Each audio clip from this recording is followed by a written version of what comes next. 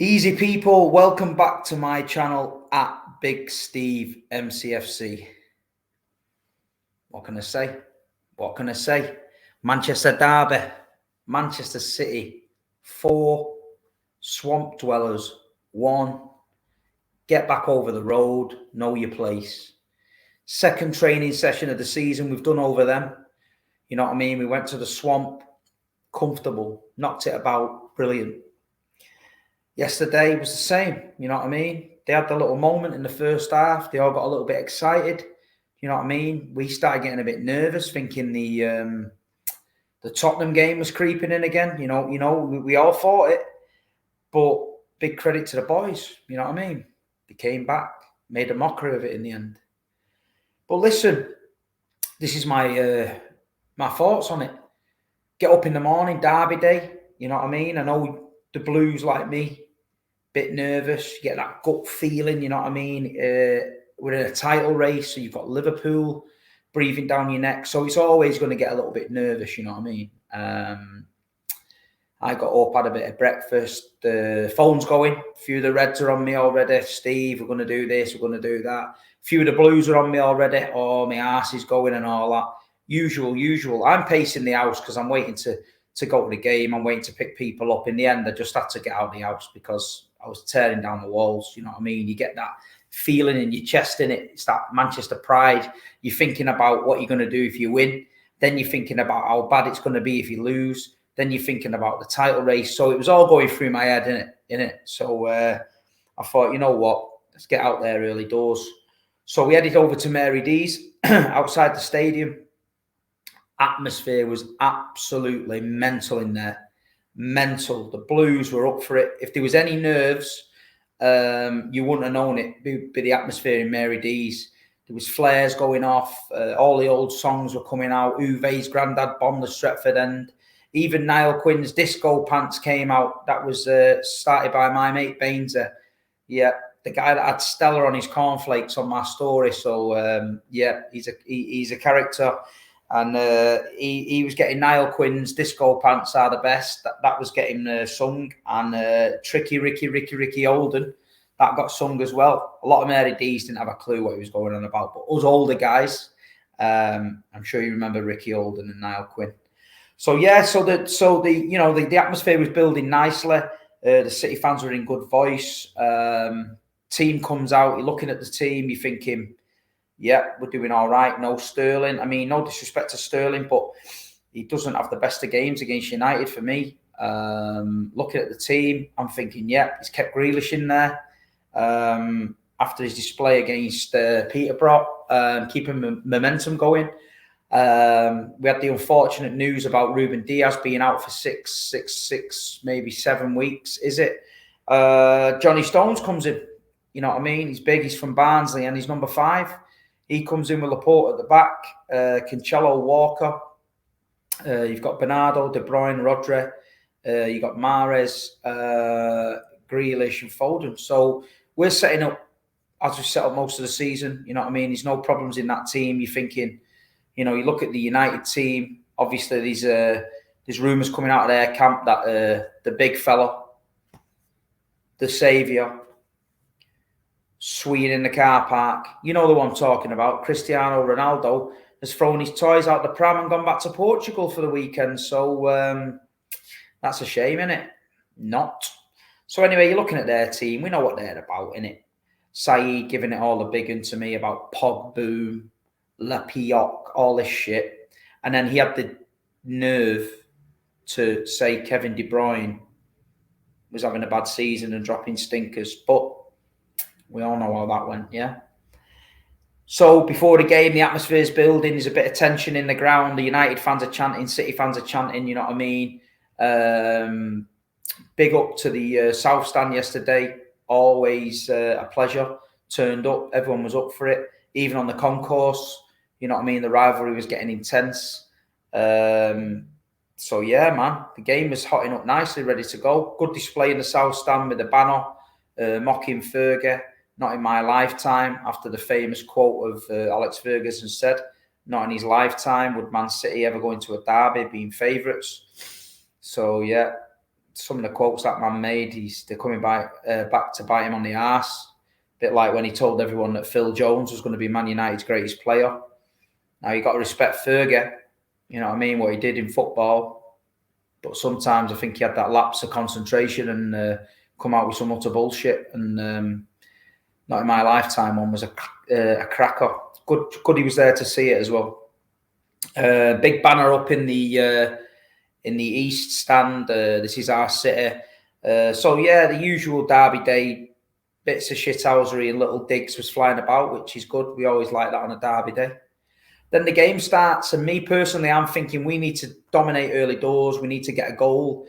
If United score early, I think the crowd could turn on City and people start thinking about Spurs and Palace and that. Anyway, Kevin De Bruyne, what a man, what a player. Anyone that tries to doubt Kevin De Bruyne or anyone that criticises Kevin De Bruyne in any way, shape or form, you're deluded, because just because if he goes a few games where he doesn't score or assist, you want to see his work rate.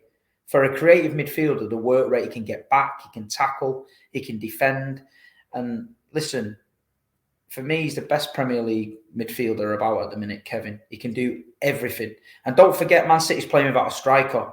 So for a player that looks for them balls to a striker, then balls round the back for a Sergio to tap in or things like that, he's not got that outlay. It's different for him this season as well, but he's having a great season. So Bernardo Silva, Jack Grealish, causing all sorts of mayhem down the left-hand side. United was rattled. Do you know what I mean? Jack and Bernardo play a 1-2. Bernardo plays it across the box. Bang! Kevin De Bruyne, 1-0. Blues are in dreamland. Everyone's going mental. We're thinking, right, we've got them on the ropes. Atmospheres sets up a notch. Happy days. We're looking comfortable. Then the typical City kicks in, innit? Typical City. Long ball out to their left, Jadon Sancho, one-on-one at Kyle Walker, and Kyle Walker peels off for the run-off, thinking he's going to lay it off, leaves a bit of space, he cuts across him, bang, goal. Great goal, to be fair. Good goal by Sancho. United are in it then. United ends up, the tails are up. You're thinking to yourself, fucking hell, is it going to be one of them games? United at the Etihad again. Every time they seem to throw a spanner in the works. But thankfully that didn't happen. So, yeah, man, second goal. You got a brilliant bit of skill from Phil Foden. Flicks it over Lindelof's head. Great shot. And listen, I'm a City fan and I love criticising United, but I've got to give that David De Gea a little bit of praise, because some of the saves that guy pulls off are beyond anything I've ever seen. And that one from Foden was a cracker. He spills it out, but I mean the sheer pace of it, you know what I mean, and the way he gets hit, stuff like that, to get behind it, fair enough. There's a bit of a ricochet and pinballing in the box, and then De Bruyne pounces again, takes a touch, bang, 2-1. Then you get that feeling then, innit? You know what I mean? That Manchester City pride feeling kicks in, and you're thinking, fucking come on, the Blues, it's our day today. Gets in at half-time, 2-1. Relatively happy to be winning, but a little bit worried the way they got the goal. Anyway, we was not to be worried about. Came out second half, absolutely dominated the game. Absolutely took the piss. And I mean took the piss. The possession stats that you see in the last 15 minutes, 92% to 8. Are you mad? In a Manchester derby, are you mad? They need to go away and have a look at themselves, because them Man United players are stealing a living. That great midfielder you've got, the one that turns up for 6 games a season, La Pogboom, yeah, got took off because he was shite. Bernardo Silva, yeah, Jack Grealish, Kevin De Bruyne, Phil Foden. Anytime they got the ball, Man United was rattled. You've got Harry Hot Point Maguire, the fridge, at centre-half, who's just on a different planet. How you've ended up with Leicester's centre-half as captain of Man United, I will never know. And yeah, we just turned the screw. Third goal, great crossing from the corner.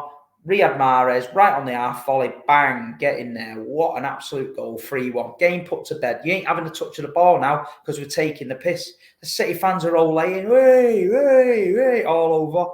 Do you know what I mean? We're knocking it about. City played well that second half.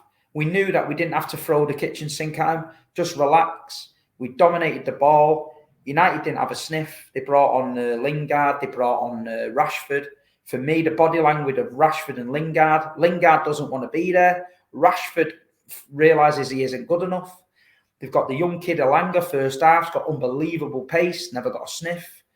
They've got McTominay running around the midfield. And listen, for me, McTominay, even getting in that United side, ability-wise, for a team of Man United's size, it's an embarrassment. But I'll tell you what, he's the only one that gives a shit.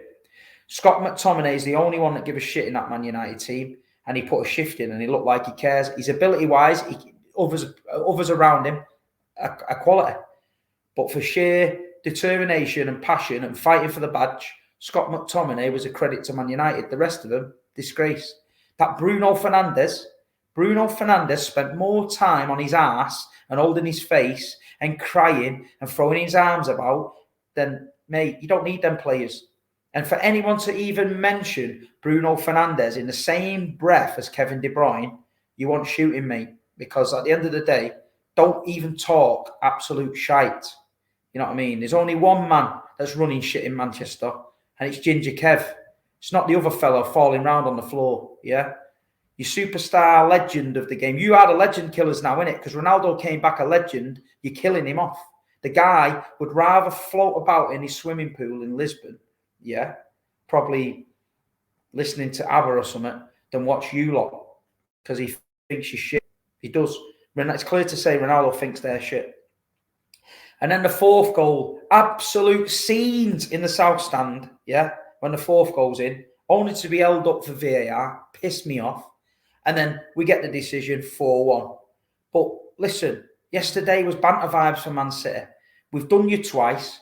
Manchester is blue, you know what I mean? You're about 200 points behind us in the league, you know what I mean? You're giving it the big one. We've signed Sancho.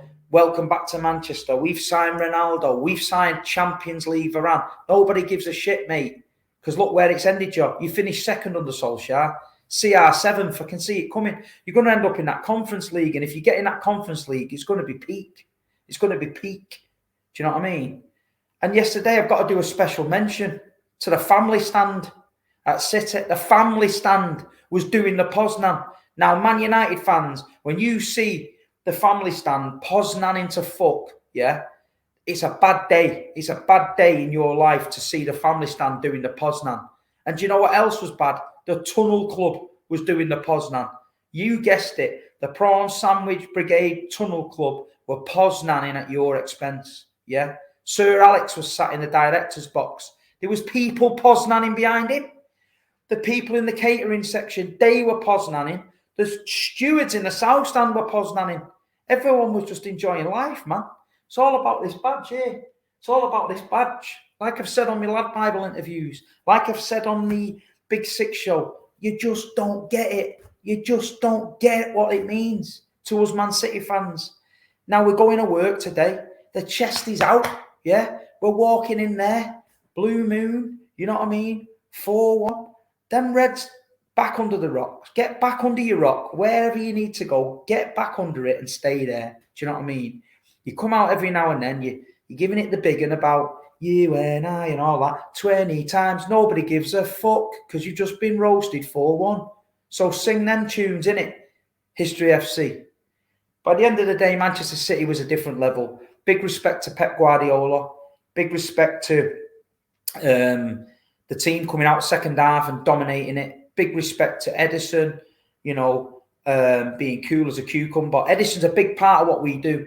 Man United pressed us very well at times yesterday, but that little dink from Edison to get us out, spot on. And my final words for the game are going to be for Jack Grealish. Now, Super Jack is getting a lot of heat. He's getting a lot of 100 million flops and all that. But at the end of the day, I've told you, listen to Pep Guardiola. Listen to the manager. If Pep comes out and says he's not doing it, then we'll all listen. But listen, He's not got the goals, the assists we expect, but he's doing everything Pep expects. And yesterday, he was a thorn in Man United's side. He was driving with that ball. He was left to right. His passing was perfect. The link-up play was perfect. And at the end of the day, Kevin De Bruyne will get the headlines for the 2 goals and Riyad. But Jack Grealish yesterday had his best game for me. Really good game of football. And you can see the future's bright with Jack. And, the future's bright with all the boys at the minute, Foden, everyone.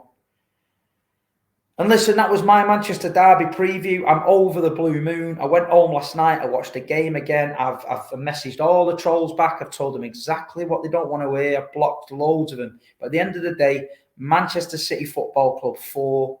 Yeah. Stretford FC 1. Manchester is blue. The city is ours.